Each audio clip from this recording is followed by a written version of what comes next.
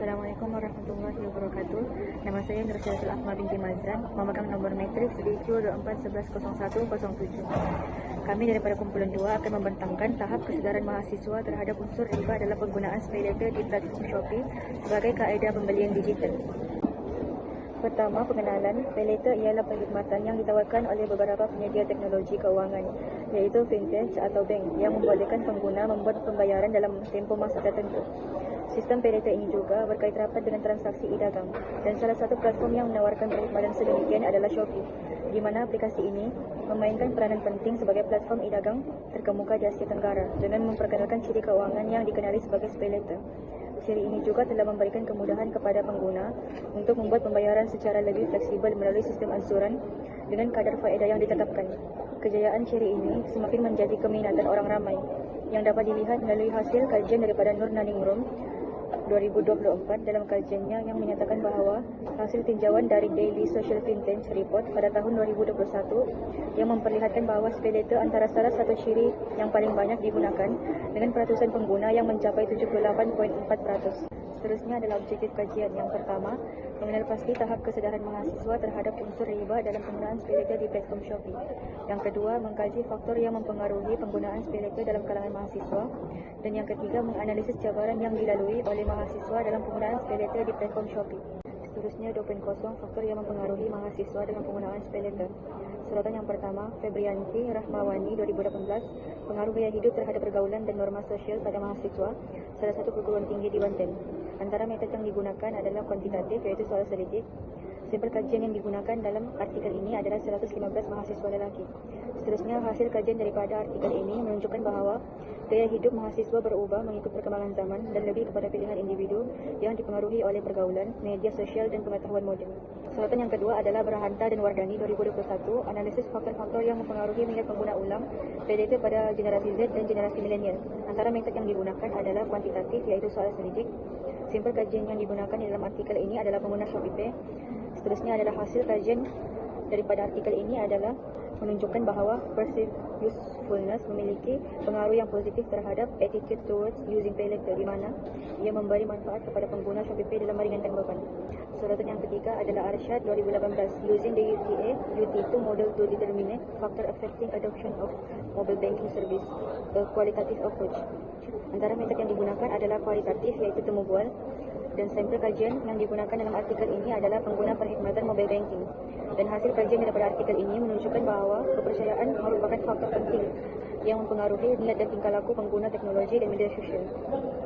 Secara keseluruhannya, kajian terdahulu masih terhad dari segi penelitian jangka panjang, fokus khusus terhadap faktor yang mempengaruhi mahasiswa dalam penggunaan SPayLater. Oleh itu, kajian semasa menumpukan kepada tahap kesedaran mahasiswa terhadap unsur riba dalam penggunaan SPayLater di platform Shopee sebagai kaedah pembelian digital. Kajian ini dijangka menilai secara menyeluruh mengenai tahap kesedaran mahasiswa dan mengisi jurang literatur sedia ada. Itu sahaja daripada saya. Sekian, terima kasih. Bismillahirrahmanirrahim. Assalamualaikum warahmatullahi wabarakatuh dan salam sejahtera. Saya Nurisma binti Razali, memegang nombor matriks BQ24110021. Baiklah, pada slide ini saya akan membentangkan suratan literatur berkaitan cabaran dalam memahami konsep riba serta penerapan hukum Islam dalam transaksi kewangan digital. Okey, khususnya melalui perkhidmatan Buy Now Pay Later (BNPL) dan juga Shopee Pay Later. Okey, berdasarkan slide ini, kajian pertama yang menggunakan kaedah kuantitatif melalui soal selidik terhadap pengguna muslim perkhidmatan BNPL dapatlah menunjukkan bahawa tahap kefahaman agama memegang peranan penting dalam mempengaruhi kesedaran pengguna terhadap unsur riba dalam perkhidmatan tersebut. Namun begitu, kajian ini mendapati terdapat jurang dari aspek perbincangan dalam mengenai mekanisme kontrak BNPL itu sendiri, serta bagaimana juga unsur riba itu boleh berlaku dari sudut struktur kewangan yang digunakan. Okay. Seterusnya, pada kajian kedua yang menggunakan pendekatan kualitatif melalui temu bual, ini menumpukan kepada analisis konsep buy vitamin Ajil dalam Shopee Pay Later. Hasil kajian mendapati bahawa charge pemprosesan dan penalti lewat bayar berpotensi menimbulkan unsur riba al-nasi'ah. Walau bagaimanapun, kajian ini terbatas kepada struktur kontrak dan tidak menguraikan secara menyeluruh terhadap kefahaman masyarakat awam terhadap konsep riba dalam penggunaan platform digital. Selain itu juga kajian ketiga yang melibatkan generasi milenial melalui kaedah kuantitatif yang mendapati bahawa judge faedah dan penalti lewat bayar cenderung mendedahkan pengguna kepada risiko riba. Namun kajian ini tidak memberi fokus kepada dimensi kesedaran syariah pengguna, khususnya dalam konteks kefahaman riba menurut perspektif fiqh muamalah. Maka secara keseluruhannya, sorotan kajian ini dia menggunakan bahawa terdapat jurang kajian yang signifikan, terutamanya dari segi yang pertama, kefahaman konsep riba dalam kalangan masyarakat awam, kedua, penerapan hukum Islam secara praktikal dalam transaksi kewangan digital, ketiga, serta keperluan kepada pendekatan bersepadu antara pendidikan agama dan literasi kewangan digital. Jurang inilah yang mendorong kajian dijalankan bagi memahami secara lebih mendalam cabaran sebenar dalam memastikan transaksi kewangan digital selari dengan prinsip syariah. Okey, sekian itu sahaja daripada saya. Terima kasih. Seterusnya, saya akan membentangkan mengenai kesan kurangnya tahap kesedaran mengenai riba dalam kalangan mahasiswa terhadap penggunaan aplikasi Shopee Pay Later. Di sini saya akan menerangkan 3 suratan kajian. Okey, kajian yang pertama adalah pada Waluyo Yulfan Arifin Rahman dan Rina Sari Koordinawati tahun 2022 yang bertajuk Buy Now Pay Later, apakah mempengaruhi pembelian impulsif generasi muda Muslim. Dalam kajian tersebut, metode yang digunakan adalah bersifat kuantitatif, iaitu soal selidik. Sampel kajian adalah berupa daripada 100 orang responden yang terdiri daripada umat Islam yang berumur daripada 18 hingga 30 tahun yang merupakan pengguna Pay Later atau pernah menggunakan Shopee Pay Later. Hasil daripada kajian menyimpulkan bahawa Pay Later mempengaruhi pembelian impulsif secara positif dan signifikan. Walau bagaimanapun, faktor keagamaan dan literasi kewangan berperanan penting sebagai benteng untuk mengawal tingkah laku pengguna agar tidak melebihi hak kewangan peribadi. Bagi suratan yang kedua daripada Rahmi ITN 2024, iaitu pengaruh riba dalam penggunaan fitur Shopee Pay Later terhadap generasi milenial. Dalam kajian tersebut, metode yang digunakan adalah bersifat kualitatif yang menggunakan wawancara yang terdiri daripada sampel kajian penggunaan Shopee Pay Later daripada generasi milenial. Hasil daripada dapatan kajian adalah pengaruh riba tidak menjadi penghalang utama bagi sebagian generasi milenial dalam menggunakan Shopee Pay Later. Bagi suratan yang terakhir, iaitu daripada Sheila dan Evialiatin 2024 yang bertajuk Pengaruh Literasi Kewangan dan Risiko terhadap Perilaku Konsumtif Mahasiswa dengan Penggunaan Vantage Payment pada Shopee sebagai Variable Intervening. Metode yang digunakan dalam kajian tersebut adalah bersifat kuantitatif, iaitu soal selidik. Bagi sampel kajian tersebut menggunakan 97 orang responden yang terdiri daripada mahasiswa Fakulti Ekonomi dan Perniagaan. Hasil daripada kajian mendapati bahawa literasi kewangan dan risiko memberi kesan positif terhadap penggunaan advantage pembelian Pay Later di Shopee. Akhir sekali, jurang kajian daripada ketiga-tiga soal tersebut adalah kajian tertahu lebih memfokuskan kepada satu pihak saja seperti golongan milenial, serta juga lebih memfokuskan kepada satu tempat saja seperti Fakulti Ekonomi dan Perniagaan. Kajian terdahulu juga lebih memfokuskan kepada aspek agama, kewangan serta tingkah laku. Oleh itu, kajian ini dilakukan bagi melepasi dengan lebih dalam lagi berkaitan dengan Shopee Pay Later dalam pelbagai aspek seperti faktor, kesan, cabaran dan lain-lain lagi. Sekian, terima kasih. Assalamualaikum warahmatullahi wabarakatuh dan salam sejahtera. Terlebih dahulu saya memperkenalkan nama saya. Nama diri Muhammad Syamil Abdul Hamid, pemegang nombor Matrix BQ 24110024. Baiklah, seterusnya saya akan membentangkan yakni tentang kepentingan penggunaan Pay Later dalam kalangan mahasiswa sebagai kaedah dalam pembelian digital. Yang pertama, tajuk kajian saya adalah dapatan daripada Siti dan Zulaika, yakni tentang keperluan sumber digital dan corak pembelajaran atas talian dalam kalangan mahasiswa, di mana metodologi yang saya gunakan adalah kaedah kuantitatif, yakni dengan cara soal selidik. Sampel kajian adalah 85 orang responden dan di mana daripada kalangan mereka adalah kalangan mahasiswa Universiti Malaysia Sabah. Dapatan kajian saya di sini adalah mendapati bahawa keperluan terhadap sumber pembelajaran digital dalam kalangan mahasiswa pada tahap yang tinggi sejajar dengan pelaksanaan pembelajaran berasaskan teknologi dan penggunaan kaedah pembelajaran hibrid serta atas talian.